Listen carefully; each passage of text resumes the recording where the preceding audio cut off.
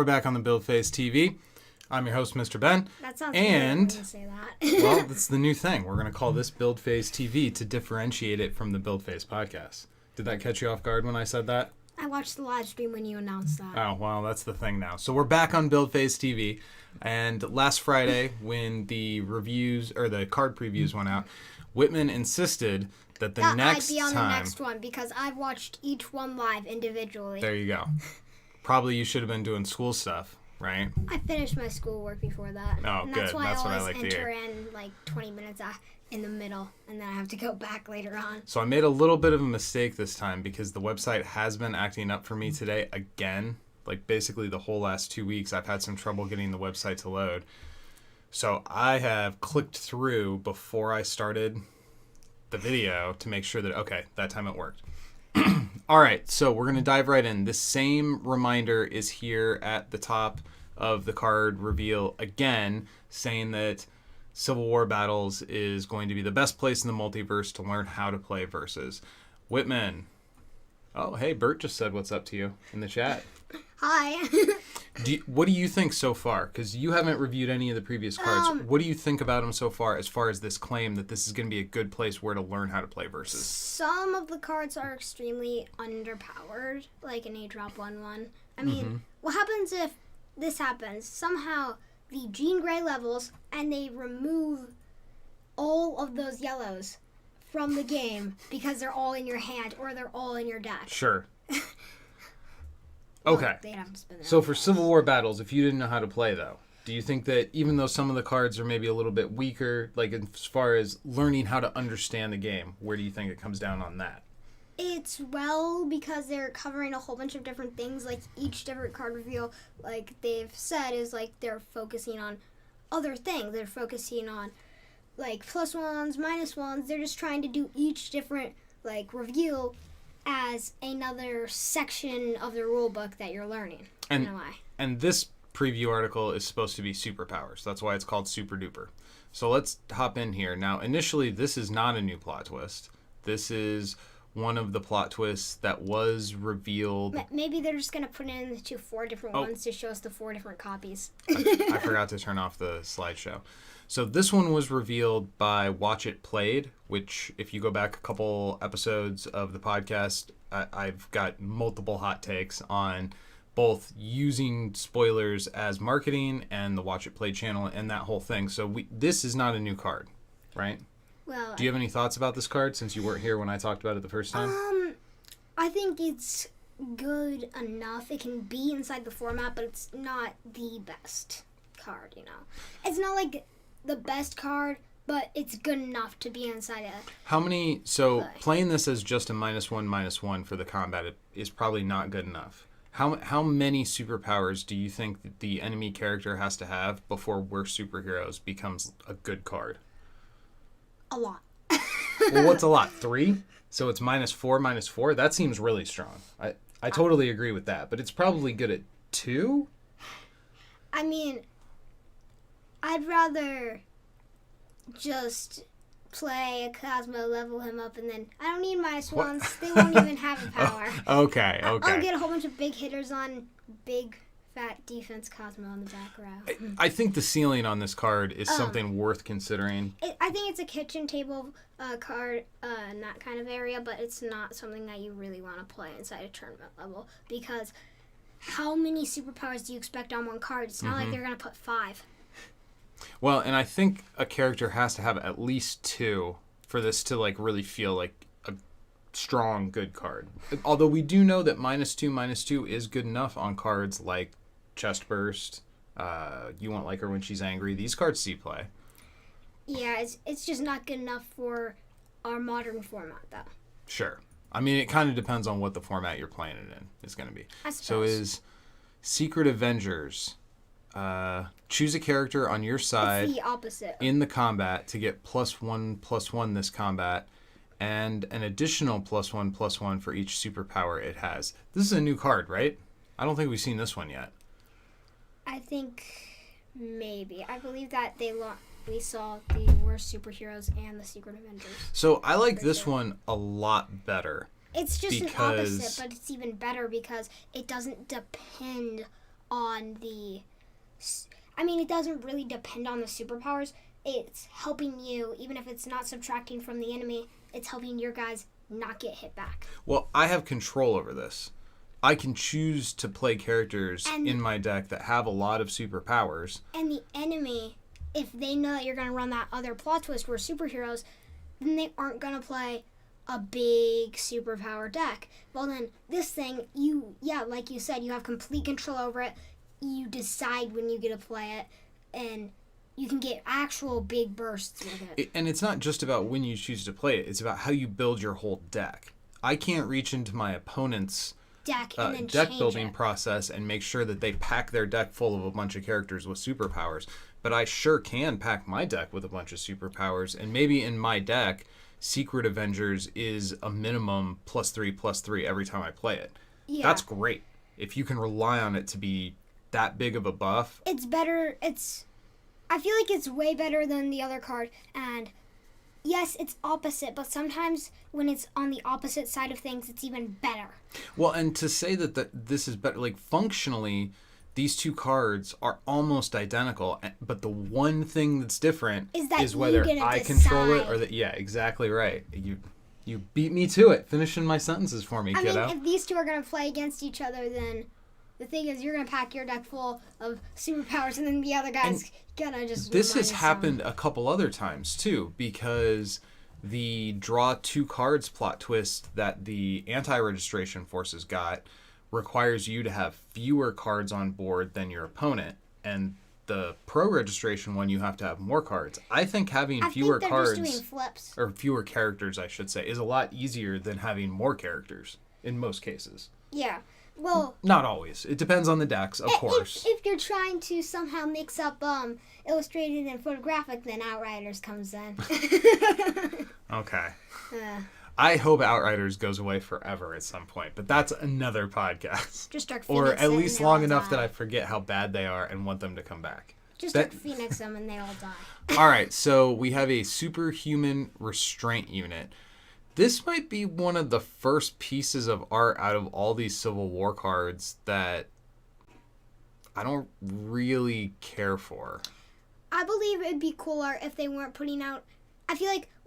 I think it's kind of cooler, but the problem is it's so much lower level compared to the other art that they put out that it doesn't really... Well, and in old verses, and I get that the people in charge of art are probably different. You know, we're not talking about the same people at Marvel or the same people at Upper Deck.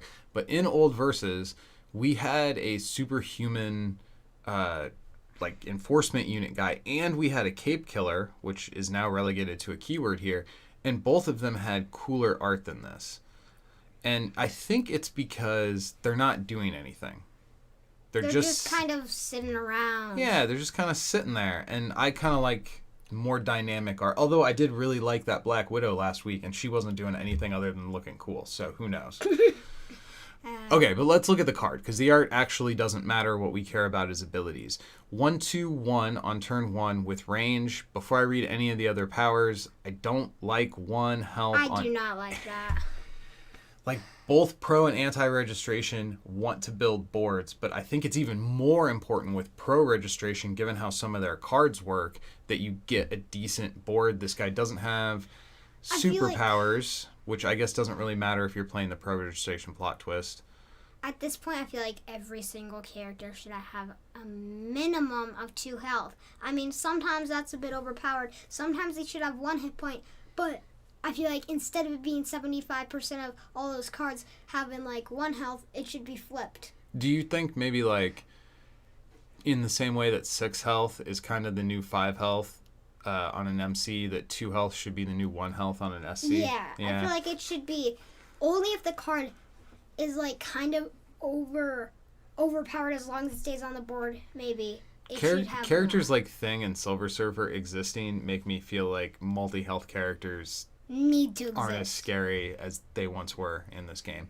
Yeah. Okay, but in addition to being kind of lackluster on the stats, this thing also has Swarm. Now that is good. I think this is important. Being able to, if you draw a fistful of these, you don't have 3 cards rotting in your hand. You can play them all out because they have Swarm. I just read the Cape Killer's ability, and that can actually be extremely big team attacks. And this guy gets +3 attack while attacking a character with a superpower. But again, that's contingent on your opponent not only packing characters with superpowers, but playing them. Now, many main characters have superpowers, so this is probably going to get some value. This isn't as reliant as Worst Superheroes is. Like, this really needs to see superpowers. This guy, one is good enough, which means he's probably going to get that +3 I think he could fairly frequently. I think there's a chance that he stands some chance in like a draft tournament, but he doesn't stand a chance where everybody gets to decide where he's playing. Oh, I think if draft... In draft, you take this all day long. Like, this is a fine 1-drop. I feel like in draft, it's extremely good, and even if it can't stick around for a while, it attacks for so high against main characters because most of them have at least one superpower. 4 attack on turn 1 is really good. Is enough to stun, not all, but a lot of main characters. Yeah. So, in a limited format, I think this guy gets played all day long. In a constructed format where you have a little more, you can be choosier about the quality of your cards, I don't think this guy breaks into tier 1-drop status. You know, this is not breathing the kind of air of like Charlie 27 or Iceman. I was going to say it's not Charlie 27. Yeah. It's playable though. This in draft, it can be extremely good. Sure. This without draft, why do we choose it inside a tournament where we get to build our own decks and we get to decide what we're playing? Mm-hmm. So I think this is a playable card. It's playable in a deck where you want to have a lot of pro registration guys on the board. Yeah. But he himself, this superhuman restraint unit by himself, this isn't winning you games. This isn't doing stuff. But knowing what we know about the Iron Man main character and about the what is it, Prison 42, whatever the Draw 2 plot twist is called for pro registration, they want to have board, they need board, and this is the kind of guy that does it. Range on this character, I think, is particularly important because you can play him, throw him in the back row, and maybe get a safe attack off where he doesn't trade. You can do that value trade, you keep your board, pick one of the opponent's guys off. Yeah, Iron Man definitely needs those 1-drops, you're right, Bert. I think this can be a playable card, but in some it's only in some cases. It can be extremely good or it can be extremely bad. I'm not sure that this is ever necessarily extremely bad. But it can be. Maybe if you're playing it can be bad or good. In a mixed format and your opponent is playing like the Wasp main character or something where there's no superpowers to be seen and this is just a 1-2 with range. That's his worst case scenario. In the worst case scenario, outside of constructed, it's still a body on board in sealed and draft. In constructed, 1-2 with range is not going to be good enough for any slot.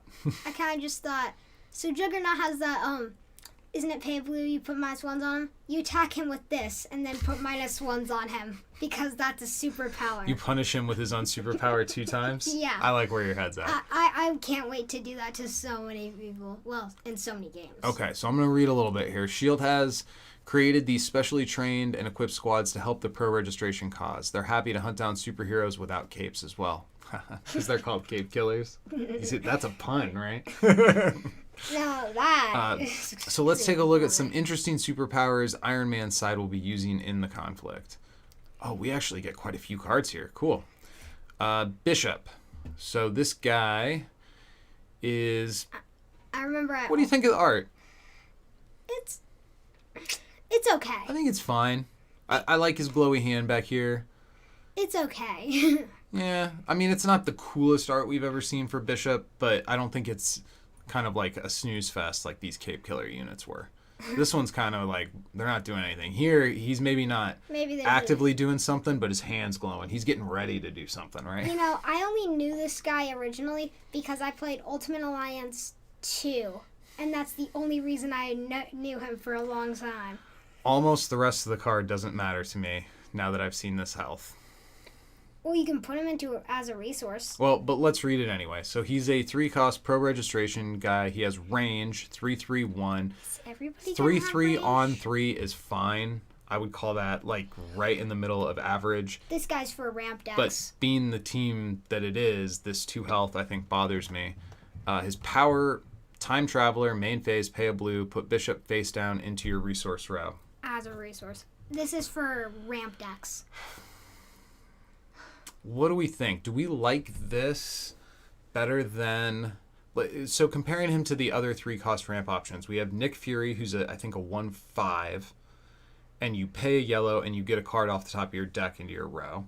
If it's a location, you get to turn it face up. We have Mirage, who's a 3-cost. I think she's a 2/6. But isn't it when she dies, you have to... And when she gets stunned, you have to bounce that resource back to your hand if you haven't already used it for something. So comparing him to the other 3-cost ramp cards. Isn't there the 2-cost Mantis that you can just straight up kill? Sure, and there's the 7-cost Jungle Hunter, and there's the Defender's Plot Twist Teleport. There's just but that's getting kind of far afield. If we're just focusing on kind of the cards that fit the same slot as him, which is a 3-drop slot in a ramp deck, what do you like best? Bishop, Nick Fury, or Mirage?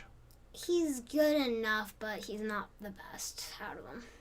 I think if I'm willing to pay for the super, like if I have to pay for the ramp, I think I'd rather have Nick Fury because there's a chance of that giving me another superpower. And if I'm in a kind of deck where I don't have the flexibility to pay for superpowers, I think I'd rather have Mirage because she lets me get one out for free and it happens right away.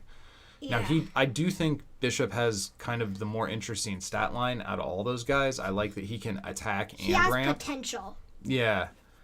Well, if he attacks, he's just going to die right away. He only has 1 health. Because really, with Nick Fury, you're paying 1 to gain 1. And with Bishop, you're paying 2 cards. You're paying him and you're paying the resource. Only to get 1 resource. In the scenario where the line of play you choose is you play out Bishop, he gets to attack and stun something, then you ramp with him. That's probably arguably better than either of the other 2 ramp characters.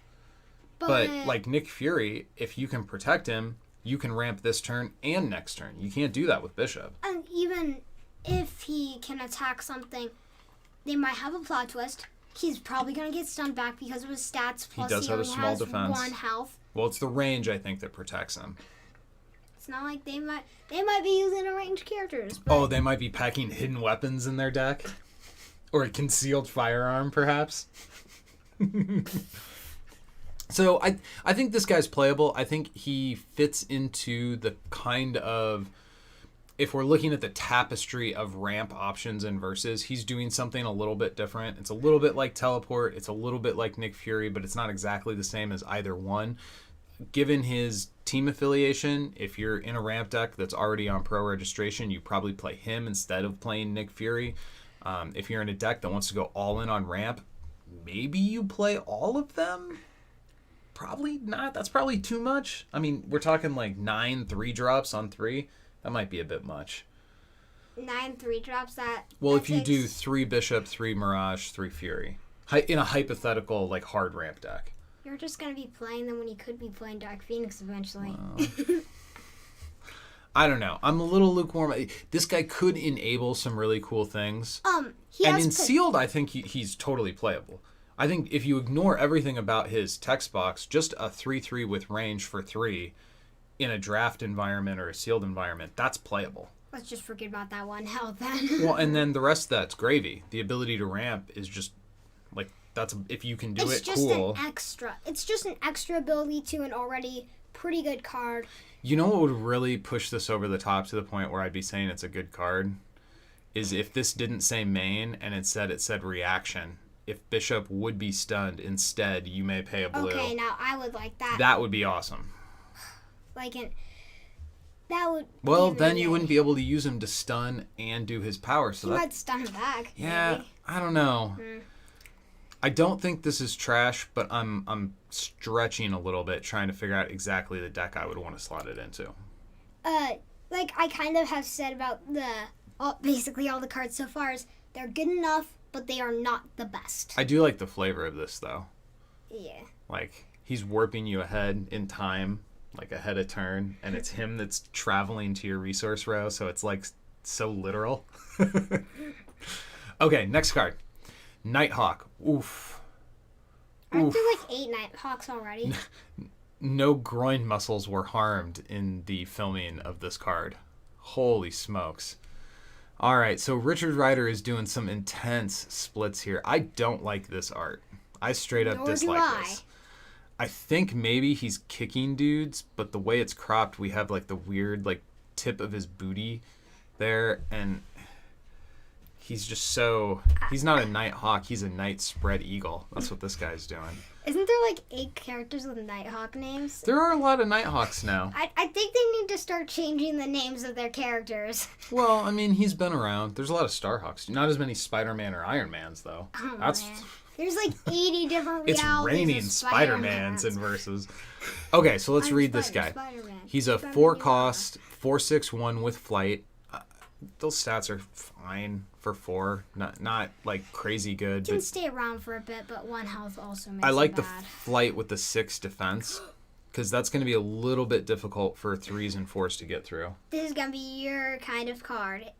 Oh, did you already read the power? I haven't read the power I yet. always read the powers. The rich get richer. Build phase. Draw 2 cards. You literally love to play things that just allow you to draw your whole deck right away. So for anybody who doesn't know, the number 1 piece of card analysis that I perform is, does this card say draw more cards? If yes, it's a good card. I remember you. This is probably good, actually, because 6 defense, he can get up there. If you're in a pinch and you don't need to protect him to try to generate card advantage, you could throw him in the front row, and there's going to be a lot of 3s and 4s, some 5s that aren't going to be able to get through his 6 defense, and since he flies, that makes him harder to get through. And if you do play him because you want this power, like you have a big Iron Man up front, you throw this guy in the back, if he lives for 2 turns, that's 4 extra cards. That's great. I mean, I guess it's not 4 extra cards because you have to pay the yellow. So you draw 2, but you're really getting 1 extra card in terms of generating advantage. Draw 2 more yellows. Yeah. I think this guy's playable. Again, I hate to say it on every single one of these cards, but But they knowing... need multiple health. Yeah, it is starting to feel really hard for me to believe that Iron Man is going to be like good, and that the Prison 42 or whatever the draw 2 cards plot twist for pro registration is going to be playable, because I think these guys are going to have a hard time keeping board. If they can't have a board at all. I do like this card though, even though I kind of hate the art. It looks insane. It's so dumb looking. It looks insane. Okay. So I think that's a good one, but let's go on to the next one. Wonder Man. I like this art quite a bit. I like this art a whole lot. 6 cost, 9/5/2. Ooh. Finally, multiple health, good attack stats. Maybe not the best defense, but it's good enough. Plus, he has flight. That 5 I'm not crazy about, but flight, 9 attack, 2 health. Okay, so even if you get stunned with your first attack, you're going to be around on turn 7, and he can hit some 7 drops. Made of ionic energy, any combat, pay a green. Wonder Man can't be stunned. Oh. This is the kind of card This is a good card, that I think. have always wanted. Um, It's big on attack, maybe not the best defense, but you can pay a green, and then he literally just doesn't get stunned. This is going to fit really well. And now it's just for the combat. So this is going to fit well in a deck where you need greens, but then don't need them for the whole game. And this is a bad example because Rogue needs blues, needs them absolutely crucially at the beginning of the game. And then late game, she doesn't need them anymore.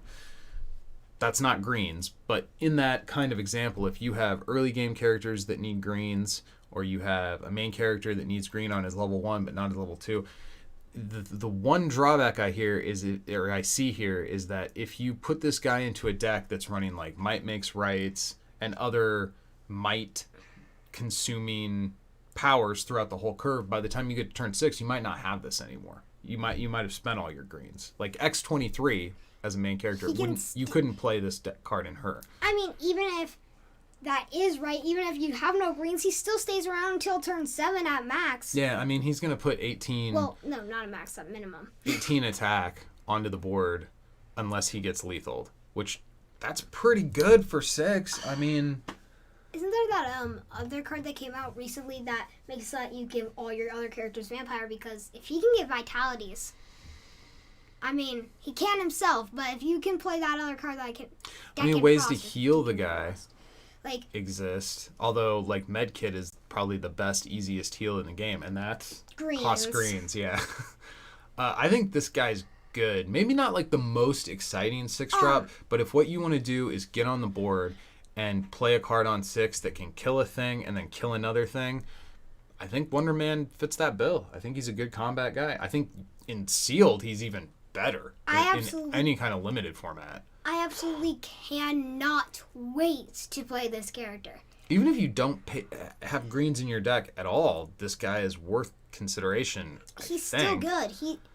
He's probably not, like, if you take away the green power, he's definitely not as exciting. Good, yeah. But he's good enough as well. But he's not unplayable garbage, even if you just delete his superpower, and that's a good superpower. So, all in all, I think this is a pretty good card. Worst case scenario, turn 6, you just don't have any greens, and that's kind of like the worst case scenario, and he's still amazing. It's definitely the most exciting card we've seen today, but we have 2 more.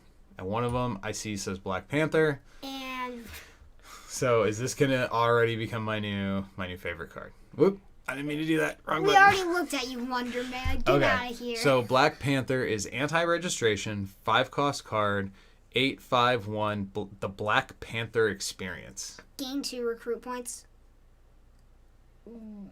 You're spending 1 to get 2. I don't know that I care for that power name either. Like, I've come to expect a certain standard of humor and puns from Danny and Ben, and this one falls a little short for me. So he gives you kind of fake ramp or weak ramp, as Adam Logan has called it before.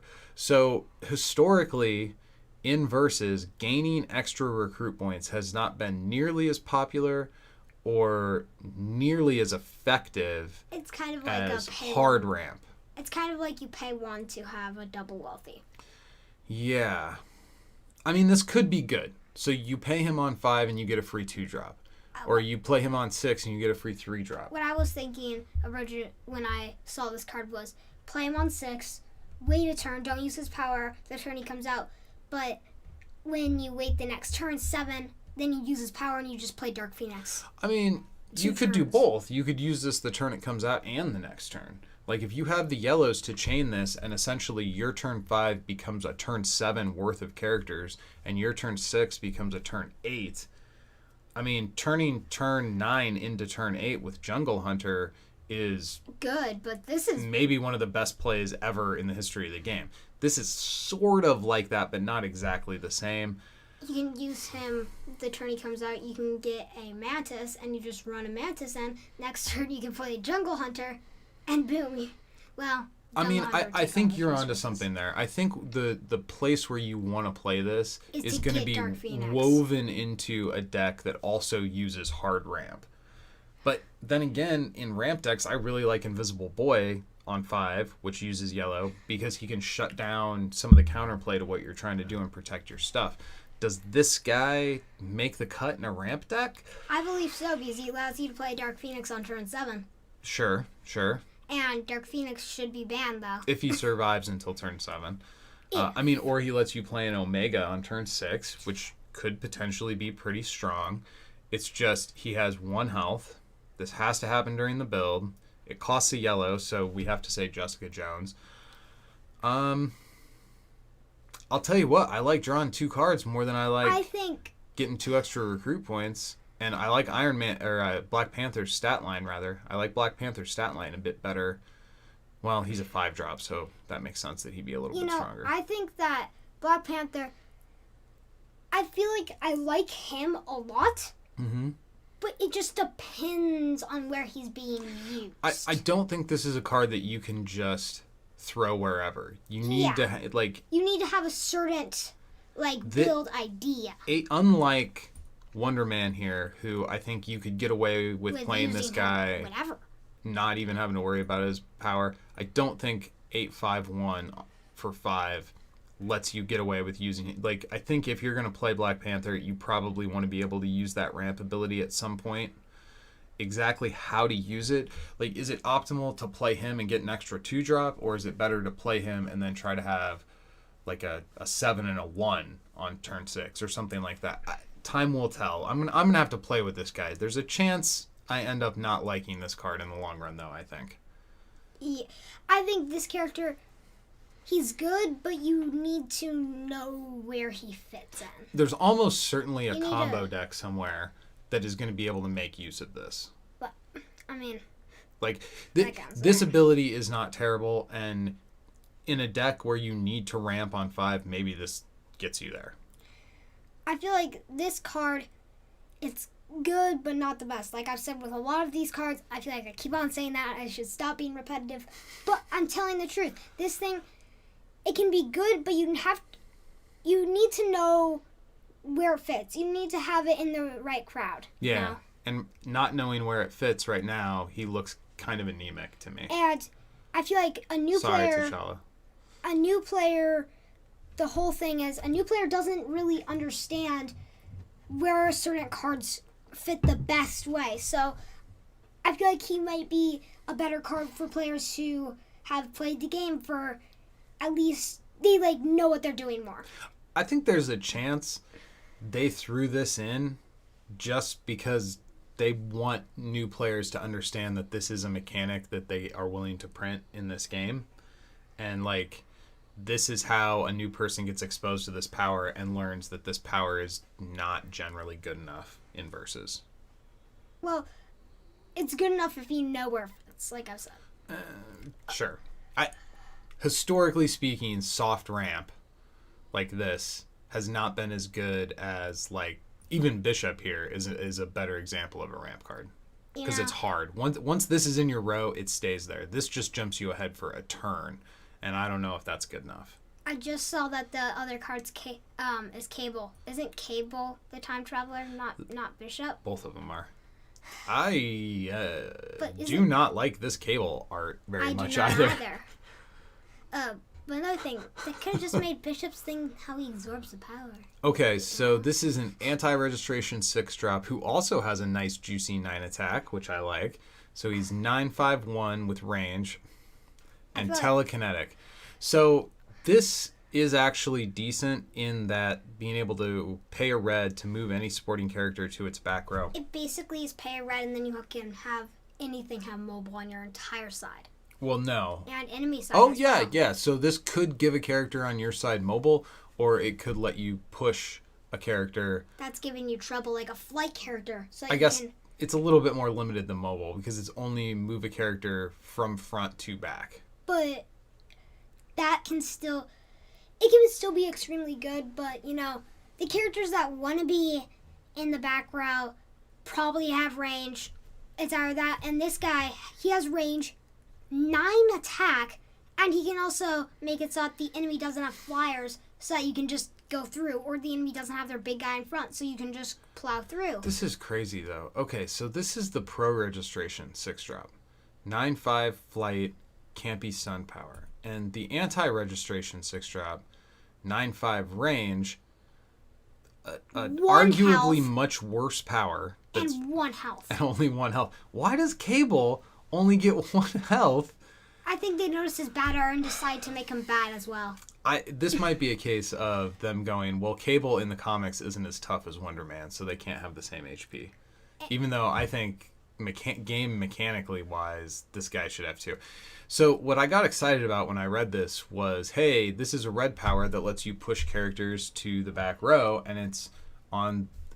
This could be something that Black Widow could use. It's a way to move characters that's packed in the box with Black Widow, only it uses the same color, and it's not until turn 6. And if Black Widow is waiting until turn 6 to push dudes to the back row and put -1 counters on them, she's dead. That ain't gonna work. I can't remember anymore. Isn't Black Widow the other side, though? Isn't she a pro-reg?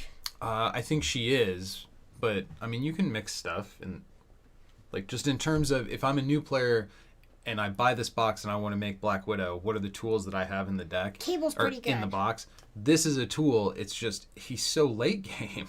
And Black Widow's probably dead by the time you can play him. And it's not like you can use Black Panther to get Cable out early, because by the time you play Black Panther... 5. Yeah, maybe there's still something here. There's still a lot of cards we haven't seen, so I'm not trying to be maybe eventually these are going to overly negative. Extremely I'm just worried that Black Widow is going to be unplayable in a just Civil War box meta, and that's probably not great because she's a popular character. So, all right, let's go over these cards, and I want like a thumbs up, a thumbs down, or like a thumbs medium. Okay. Thumbs down already for worst superheroes. All right, so worst superheroes. Thumbs up, thumbs down, thumbs medium. We already know. Okay, well I'm gonna say a thumbs medium. Okay. It's just not good enough. I'm gonna give. This is a thumbs up. This is a great card. You can control where it's being used. It is perfect. Perfect. In a lot of areas, you can play it and possibly even make it a more spread out might mix, right? If you have enough characters. What if I want to make a deck with no superpowers in it? Is it perfect for that deck? Throw it in the trash if you're going to try to make that deck. Okay, so next card. Thumbs up, thumbs down? I think it's in the side. I hate to create a fourth rating, but I put this like between medium and thumbs up. Like, this is not good enough for me to give it a thumbs up, but... It's not good enough to make the thumbs medium. This helps Iron Man a lot. This isn't a bad one drop. So, it's an above average. It's an okay. I think I give Bishop thumbs up. I don't know if he's going to get there competitively, but I like that they're trying to give us different kinds of ramp.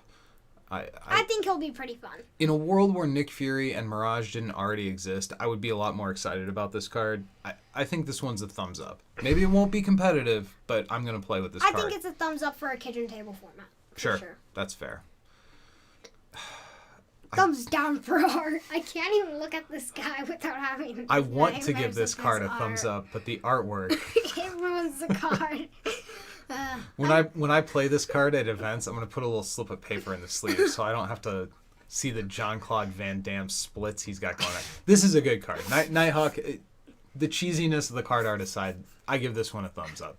I think this card's going to see play, and not just inside pro registration decks. I think this is a generally playable card. I think it's thumbs up and down in art. Yeah, well, can't win them all, right? Yeah. How about Wonder Man? What do you think? Thumbs up. I agree. The darn way. Yeah, I think this is a very playable 6-drop. I kind of wanted to clap when I saw them. He doesn't do the kind of things that my all-time favorite 6-drop does, but he's good enough. He's really good in other ways. So good. And even in the worst case scenarios that can happen with him, he's still so great. I think this is a very playable 6-drop. Very playable. I think he's going to be the only playable in this whole set. Black Panther, what do you think? He has to be in the right deck. I think I say thumbs down on this guy. So it's I feel bad saying it. In some decks, he can be a complete, like, one of the key cards in some decks. But otherwise, I feel like when you're trying to learn the game, when you're still figuring out what cards go with what, this guy, he just doesn't make it. He's not good enough. So thumbs down, but a thumbs up if you know where to play him. And this card, and this... assuming there ends up being a place to play him. I think you're probably right. But there is a chance. With this card, I feel like I kind of disagree with what they're saying with the set. This card, it's more for players who know what they're doing more often and know where to play him. Like a turn 6, then wait a turn, and then turn 7 Dark Phoenix in a while. This is whatever your end game thing is, whether it's Dark Phoenix or the card that comes out to replace Dark Phoenix when she gets banned. This is a card you use to get to something else. And without knowing what that something else is, it's hard to give this guy high marks. You made your own rating, so I'm going to make my own. It's between a thumbs sideways and a thumbs down, I feel like. Because it's good-ish, I guess, in the right crowd even, because even if it's in the right deck, you have to wait till turn 5 to get it out, and it only has 1 hit point, so you're likely just going to have a dead based on its stat. Well, and if you're really dependent on this effect, it's fragile. He doesn't stay to the board. So yeah. I think 2 health almost kills this card for me. Like, straight up takes it from me being really excited about it to thinking it might just not be good enough to see play. You said 2 health makes it bad. Yeah, if it had 2 health, the health that it has. Okay, Cable, what do you think? Thumbs up, thumbs down? He's just not as good as Wonder Man. Definitely not as good as Wonder Man. I'll do a side. I think I'm tentatively going to give him a thumbs up. I think a side because he's not good enough in general because he's a 6 cost, 1 health, which is horrible. Yes, he has range. Yes, he has 9 attack. 5 defense, bad. And his ability, it's kind of good, but I don't give it a thumbs this up. power could straight up win a game. This could let you push a Captain America or an Iron Man supporting character into the back row, which then allows you to attack straight into their main character, or it could allow you to push Iron Man out of the way, and then you could fly over whatever's left in their front row. So this power could, in some percent of the time, Mercury. that says pay or red, win the game. You can use it to push back a gigantic Mercury or whatever Sure, his name is. whatever it is, you could use it to get a blocker out of the way that lets you get through for that last wound on a main character. How often is that going to happen? Not as often as I mean, would like. not never, but Not as often as I'd like. that's a pretty narrow situation where your opponent... and that's the other thing. If we're talking about a competitive environment, maybe not the first round of Swiss, maybe not the second round of Swiss, but if we're at an in-person event, by the time you're hitting like round 4 or 5, everybody knows what everybody else is playing for the most part. Even the people that don't have a big enough team that we're essentially all scouting for each other, you've had some games finish early, you've walked around, you've looked at what people are playing. We all kind of know. So if your opponent kind of knows this might be your 6 cost play, they're not going to present you a board on turn 5 that this guy wins you the game if they can avoid it. He's not good enough for a thumbs up, but he's not bad enough for a thumbs down. I'm giving him a thumbs up solely on the back of maybe this pulls Black Widow out of thumbs down into medium. Maybe he can help her out enough that I can actually play Black Widow in this box and not feel like a tomato can. I'm going to go and give it a thumbs sideways because not bad enough for a thumbs down, not good enough for a thumbs up. All right. Well, that's all the cards for today. You got any other thoughts, dude?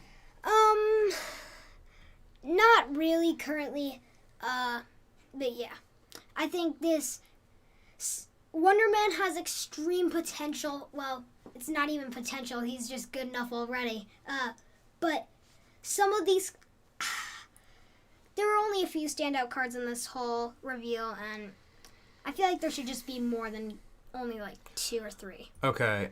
I just, as you were kind of wrapping things up, I read the bottom of this article here. A quick design note.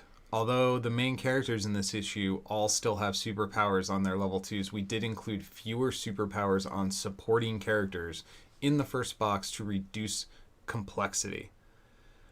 That is terrible when you are playing cards that have superpower things that require your opponent to have superpowers, or cards that require you to have superpowers. Okay, never mind. That's... And again, I get what their end goal is. Their end goal is they want to make a product that is appealing to somebody who doesn't know how to play. But maybe cards like this Cape Killer power and We're Superheroes and maybe these cards didn't belong in the base box. Maybe these cards belonged in Secret Avengers and Thunderbolts. If there's not going to be a bunch of superpowers in here. Because again, thinking from the perspective of somebody who me and my buddy, buy just this box, how many of these cards are going to really struggle in a box that they deliberately tone down the number of superpowers? I don't know. Maybe none. Maybe Danny and Ben had this entire conversation and they designed their way so that this critique is going to appear ignorant and foolish once we know all the cards. I hope so, but I don't know. What do you think? They should have changed that. I'm a little worried. That line gives me a little bit of concern. So the last bit here is we hope you enjoyed these cards. Come back next time for our last preview as we try to unravel some threads about a single particular character. What do you think that means? Unravel threads about a single particular character. I have no idea. Being completely honest, I mean, what would that particular character be? I mean, I know they're leaving out some characters right now that are from the Civil War arc, but just focusing on one character. Yeah, I'm not sure either. We haven't seen Mr. Fantastic. He was a big deal. The Thing. Any of the Fantastic Four guys, and they were all involved in Civil War. Wasn't... What's her name? I can't remember. Wolverine was the one who went on essentially a quest to try to figure out what happened when Nitro blew up and killed all those kids. So he's kind of like on a mystery quest, which is sort of like unraveling threads. I just popped my ankle. What I want to say is, I feel like there's a chance that doesn't Maria Hill start the contract for some of the Avengers at one point? Maria Hill is around during Civil War. But she doesn't have anything big. There's this one character that I can... No, I think she might be the director of S.H.I.E.L.D. during Civil War, actually.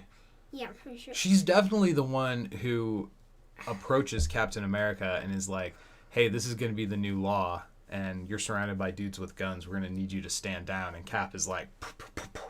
and gets out of there. He's just becomes the... I think he like surfs an airplane on his way out. I can picture the character I'm thinking about, but I just cannot bring up the name. Darn it.